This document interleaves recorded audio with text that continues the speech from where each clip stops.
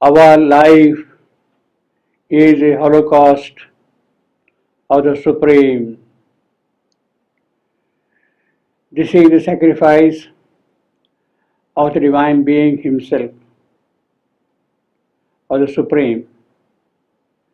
It is a sacrifice which is gloriously chanted in the Rig Veda, in the Purusha Sukta. It is because the Supreme has sacrificed Himself, because Supreme has been put into the Yajna fire, the mystic fire, that this cosmic creation has become possible.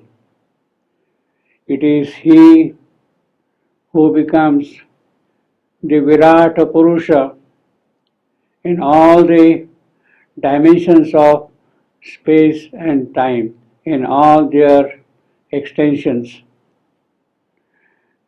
This is not a sacrifice which we normally do to invoke the boon from the divine. It is a sacrifice of another kind, of seeking another type of a boon, the divine himself seeking a boon for himself. And what is that boon? The divine is seeking for himself to bring about a new creation. That is his will, that is his sankalpa, that is his ichcha, his desire, God's desire, and out of that desire a new creation shall arise. The tradition speaks of the sacrifice of the Purusha, but Sri Aurobindo says it is more than the sacrifice of the Purusha. It is the sacrifice of the Divine Mother herself. It is she who sacrifices herself and comes down here. She leaves all her glory, all her majesty, all her greatness, all her Aishwarya, and accepts the lot of mortality, the littleness, the smallness, the triviality of existence which is here, because it is then only that things can happen here. Without that sacrifice, things cannot move from this point onward to their fulfillment. Therefore, it is because of that sacrifice of Prakriti that things are possible here. Now, essentially, there is a double ladder. The ladder of involution and the ladder of evolution. Two stages, the Supreme comes down, down, down, down, and so to say, disappears into the naught, into nothingness, into the void.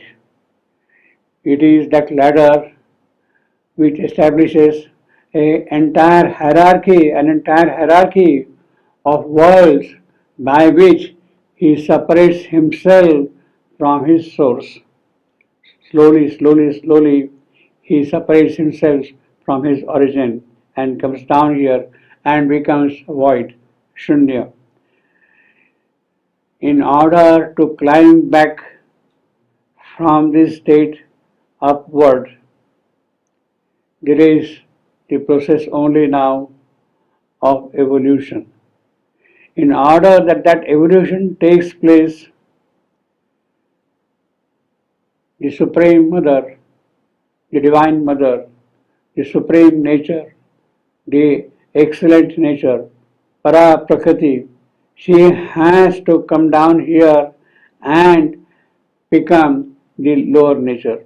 It is that holocaust of nature which makes possible for the soul of man to grow here. Amid many systems of this creation, the double ladder here is perhaps one. There could be many. Involution and evolution could perhaps be one among the many systems of the one. But we are concerned, we are a part of the process of this particular aspect of development, of growth, of this particular system, of the evolutionary system. Here, the goal is to rise from our non-existent state to the state of abundant existence, of fullness. Fullness in every respect: truth, love, beauty, joy, happiness, power, knowledge. All these things have to become our assets, had to enter into our mode of working and doing things and feelings and perceptions and activities. They had to be a part of us. It is within, it is below, it is without, it is above, because it is there everywhere, within, below, about, above, that we can move freely. Now, Ashwapati, the yogi who has, who has mastered nature, whose spirit is free of nature, is now free to explore all the vast cosmic dimensions. Vast cosmic dimensions of the one, in order to solve the problem of this creation. Why there is mortality here? Why there is pain here? Why there is suffering here? Why there is ignorance here? Can these be removed? Can these be converted, transformed into their opposites?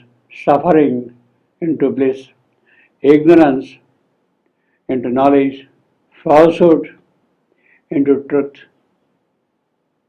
evil into good, hatred, jealousy into love, sweetness. Can that happen?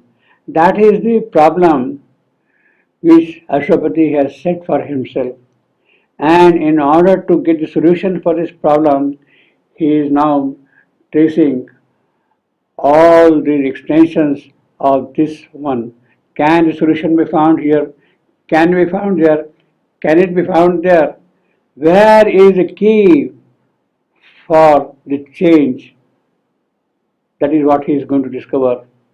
And finally, he would see the key only in the presence of the Supreme Consciousness Force herself, in the Divine Mother, Divine Shakti herself. It is she alone who can change the lot of this creation, of this mortal world. And therefore, his prayer rises to her that she must take the mortal birth and change the lot of mortality.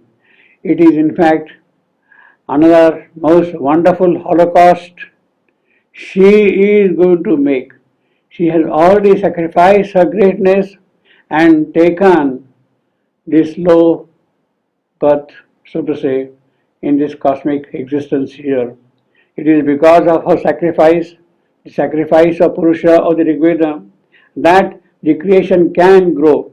But now, in order that that creation really grows, she has to take another mortal birth. She has to come down here and take human birth. Then only the problem can be solved. The great Mother, by her sacrifice, made her soul the body of our state. Our state is because she has made her soul a body. She accepted sorrow and unconsciousness. She prepares ground for all things to happen here, that we shall be what we should be.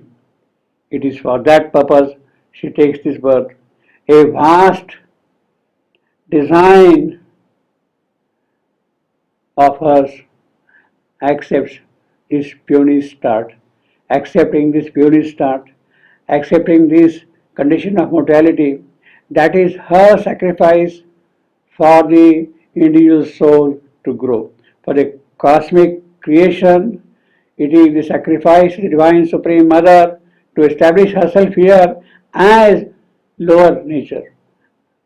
From that lower nature to grow again, it is another sacrifice of the Divine Mother who carries our sorrows with her and sees that it will be all changed into divine love and beauty and joy and happiness.